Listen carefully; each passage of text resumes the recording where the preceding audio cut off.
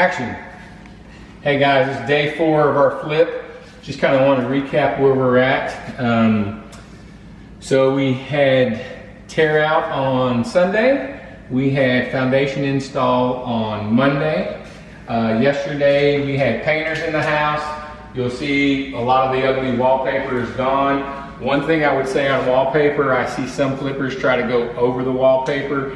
I mean, you can do that, but me personally, we kind of like to do things the right way. So we're going to continue pulling out this wallpaper, but yesterday the painters were in here, started prepping, closing up some things, repairing some damaged walls. One thing we're going to talk about today is electrical.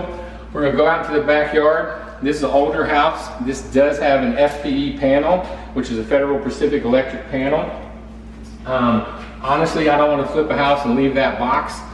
They made boxes between about 1950 something, 1980. They tend to not always trip. So we are going to have an electrician come out and swap that box out, but let me show you what it looks like. It's just something to keep in mind if you're going to buy a house, or maybe you live in an older house that currently has an FPE box. You got it, Autumn? I'm good. We got Autumn behind the scenes on the camera there.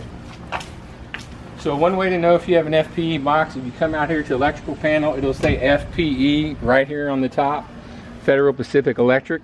So we're gonna have this entire box swapped out. We're also gonna have the electricians fix this. We don't want anybody to get electrocuted. You see the gap right there between the meter and the wire running to the house. So from our perspective, this is a very important thing to take care of.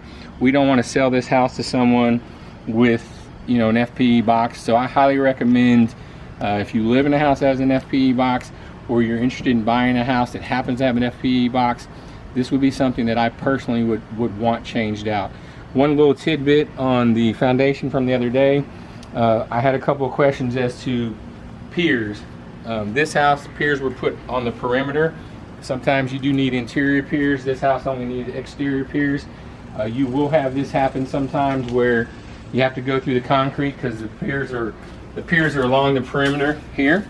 So they literally will bust out the concrete and then resurface it.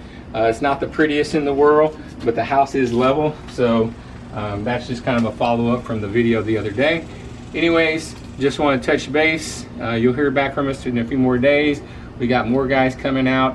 Cabinets are pulled out. Granite's been ordered. Electrician's going to be coming out.